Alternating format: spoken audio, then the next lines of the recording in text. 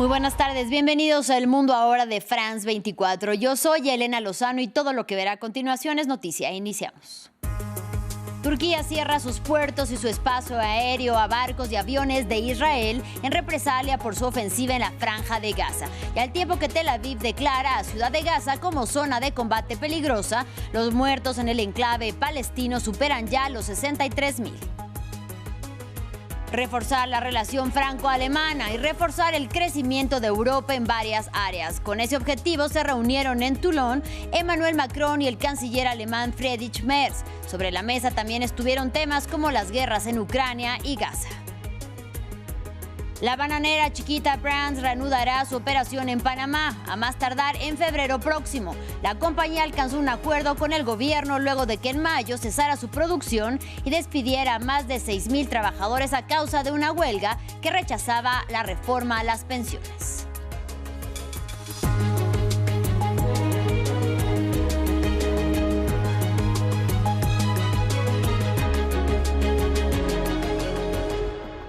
Iniciamos hablando de la guerra en la Franja de Gaza. Turquía cerró sus puertos y su espacio aéreo a barcos y aviones de Israel en represalia por su ofensiva en el devastado enclave palestino. Con la medida, Ankara busca impedir que buques y portacontenedores que transportan armas y municiones a Israel entren, según explicó el ministro Hakan Fidan, ministro de Exteriores turco. La prohibición no afectaría a los aviones comerciales israelíes. Recordemos que Turquía ya había implementado medidas similares en noviembre, cuando negó el permiso al avión presidencial israelí para que cruzara su espacio aéreo que se dirigía hacia Azerbaiyán.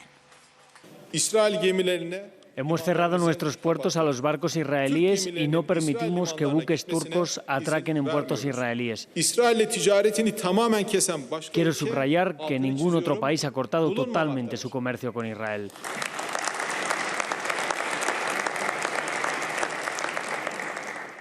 No permitimos que buques portacontenedores que transporten armas y municiones a Israel entren en nuestros puertos ni que aviones entren en nuestro espacio aéreo. Mientras tanto, en el terreno, Israel puso fin a las pausas militares en la ciudad de Gaza y declaró como zona de combate a la urbe habitada por más de 800,000 palestinos en medio de los preparativos para ocuparla. Este viernes, las víctimas mortales en el enclave palestino ya superaron las 63,000 y durante sus ataques de hoy el ejército mató al menos 48 personas, entre ellas 5 por hambre, de las cuales 2 eran niños. Según informó Tel Aviv, recuperó los cadáveres de 2 rehenes. Ampliamos a continuación. Israel aumenta la presión sobre la Franja de Gaza. Este viernes, las Fuerzas Armadas israelíes llevaron a cabo ataques aéreos y terrestres en varios puntos del enclave palestino. Esto no es una guerra, son masacres. Es una guerra de exterminio y no una guerra entre dos bandos. Solo hay un bando que quiere exterminar a todo el pueblo de la Franja de Gaza. Las tropas del gobierno Netanyahu anunciaron que la operación para tomarse la ciudad de Gaza está en marcha, por lo que declararon a la urbe como una zona peligrosa de combates. Aseguran que golpearán con fuerza a las posiciones de Hamas. Hemos comenzado las operaciones preliminares y las etapas iniciales del asalto a la ciudad de Gaza. Actualmente operamos con gran fuerza en las afueras de Gaza, en Zeitoun, Jabalia y otras zonas. Intensificaremos nuestros ataques contra Hamas y las demás organizaciones terroristas. A su vez, Israel anunció que recuperó los cuerpos de 2 rehenes que permanecían en la franja, uno de ellos identificado como Ilan Weiss. Sin embargo, familiares de personas que continúan cautivas o que aún no tienen los restos de sus seres queridos piden que se llegue a un acuerdo pronto. Las familias hemos escuchado del primer ministro que este ciclo traerá de vuelta a nuestros seres queridos, ya sea en Rafah, en el corredor Filadelfia o en otros casos. Lo que sabemos con certeza es que la única manera de liberar al último rehén es mediante un acuerdo. Entre tanto, 6 países europeos, entre los que se encuentran Noruega y España, han emitido un comunicado en el que condenan la decisión de Israel de establecerse permanentemente en la ciudad de Gaza. Y en el puerto de Barcelona, decenas de activistas de 44 países aspiran a romper el bloqueo marítimo que mantiene desde hace 22 meses Israel en la Franja de Gaza. Con varias embarcaciones, la flotilla Sumud luchará para crear un corredor seguro a través del cual pueda entrar la ayuda humanitaria en el enclave palestino en momentos en los que el hambre sigue cobrando vidas. Sin embargo, iniciativas parecidas han sido detenidas en el pasado por el gobierno de Benjamin Netanyahu. Diego Bassani nos trae los detalles.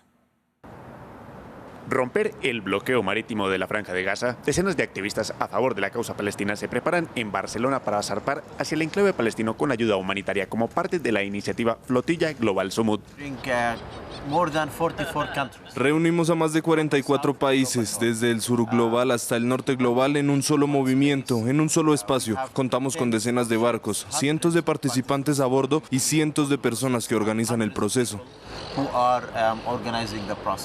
Delegaciones de varios países latinoamericanos participarán en el viaje. El objetivo, abrir un corredor humanitario para la entrada marítima de víveres y medicamentos al territorio palestino.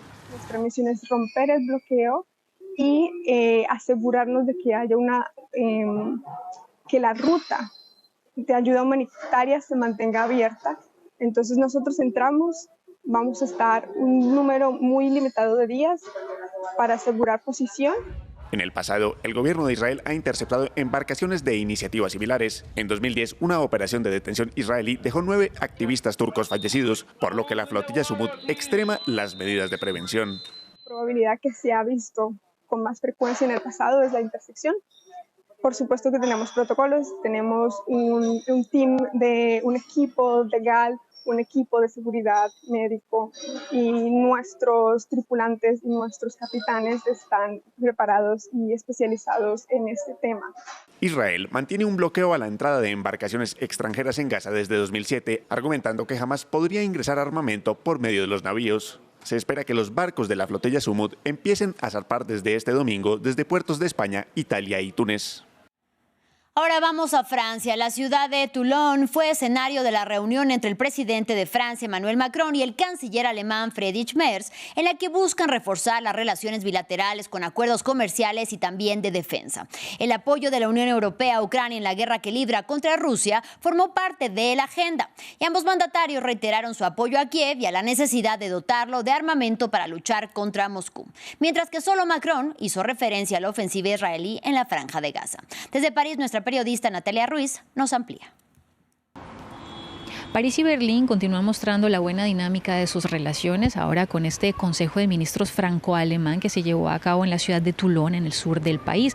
Tanto Emmanuel Macron como el canciller alemán Friedrich Merz se mostraron de acuerdo en los temas principales, especialmente cuando se trata de competitividad, de mejorar esta competitividad en los dos países, pero también en todo el bloque europeo a través de un refuerzo del mercado interno y de una lucha contra la burocracia que ralentiza bastante las cosas. Ambos hablaron de que se han dejado a partir de ahora hojas de ruta en 8 grandes líneas. También se ha hablado de unos 20 proyectos en temas clave. Y así como los dos mandatarios se mostraron muy de acuerdo en todos estos temas, también lo hicieron en materia de geopolítica, especialmente cuando se trata de la guerra en Ucrania. Ambos acordaron que es importante mantener el apoyo que se ha venido dando a Kiev desde hace más de 3 años. Para el canciller alemán es también importante seguir reforzando el ejército ucraniano, y esto a largo plazo. Por parte de Emmanuel Macron, considera que hay que llevar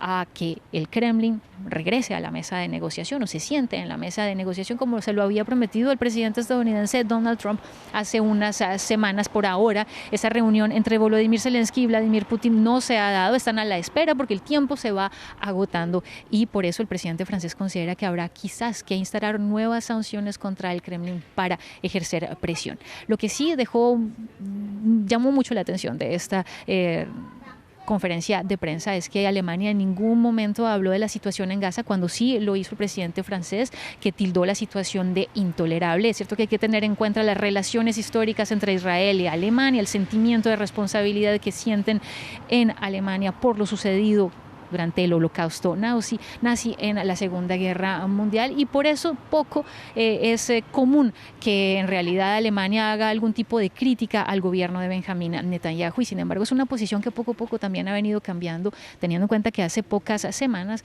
pues Alemania decidió suspender el envío de nuevo armamento a Israel. En otro orden de ideas, tras 2 décadas de crisis política, Tailandia se queda nuevamente sin su primera ministra, que fue destituida por el Tribunal Constitucional. La coalición gobernante cree que podrá nombrar a un nuevo primer ministro y seguir en el poder, mientras que los partidos de oposición buscan formar un nuevo gobierno. Más detalles a continuación. Tailandia se sumerge en una nueva crisis política. La primera ministra ha sido destituida por el Tribunal Constitucional. En reconocimiento al proceso judicial, acepto el veredicto del tribunal. Según los jueces, Pentrontrang Shinawat, la joven dirigente de 39 años, violó normas éticas vigentes. Como tailandesa, quiero insistir en mi firme intención y determinación de servir al país. En la conversación telefónica filtrada no pedí nada en beneficio propio. Por la filtración a la que se refiere a Shinawat, el tribunal ya la suspendió a inicios de julio.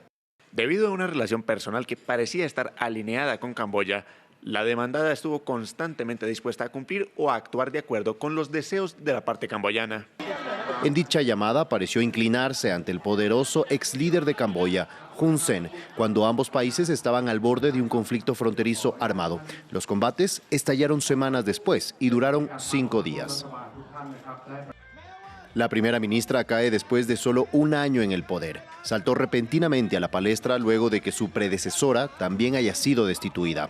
Shinawat es la 5ª primera ministra en 17 años en ser destituida por esta corte, lo que acentúa la pugna de poder entre las élites tailandesas. La alianza gobernante dice que permanece unida y el partido de la ex primera ministra confía en que seguirá en el núcleo de la coalición, mientras que los partidos opositores mantienen conversaciones para formar gobierno y prometen disolver el Parlamento en 4 meses y alcanzar un acuerdo en la disputa fronteriza con Camboya. Y seguimos en el continente asiático. En Indonesia estallaron enfrentamientos entre ciudadanos y efectivos de seguridad en medio de las protestas que tuvieron lugar en varias ciudades del país, después de que un vehículo de la policía atropellara y matara a un conductor de los tradicionales taxis de motocicleta.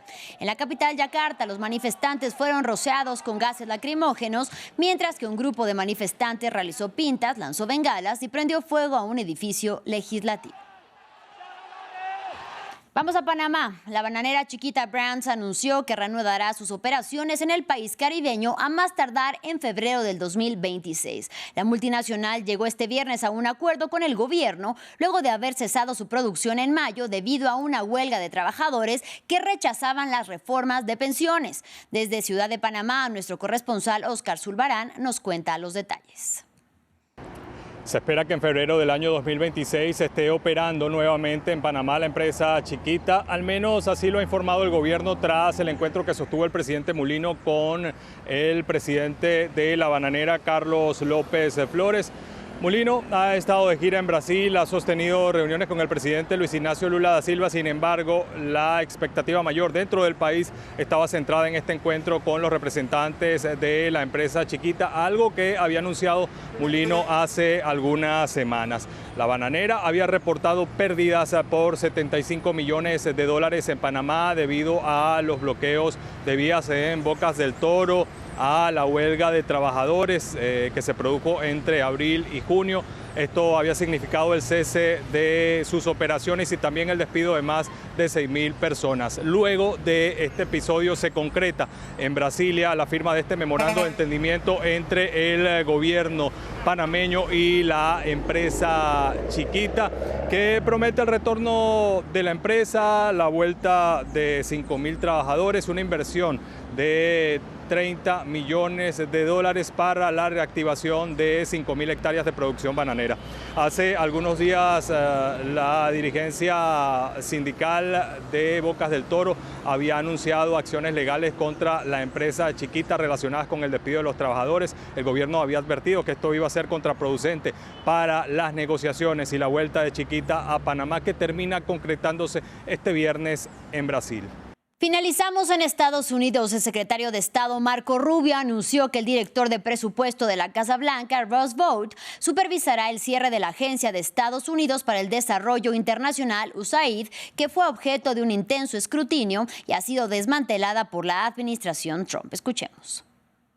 Bromeé con el presidente de Estados Unidos que tenía 4 trabajos. Me dijo que le diera uno a mi amigo Roosevelt y así lo hice. Desde enero les hemos ahorrado a los contribuyentes decenas de miles de millones de dólares y con un pequeño conjunto de programas esenciales transferidos al Departamento de Estado, USAID está oficialmente en fase de cierre. Roos ahora está al mando para supervisar el cierre de una agencia que hace tiempo se descarriló. Felicidades, Roos.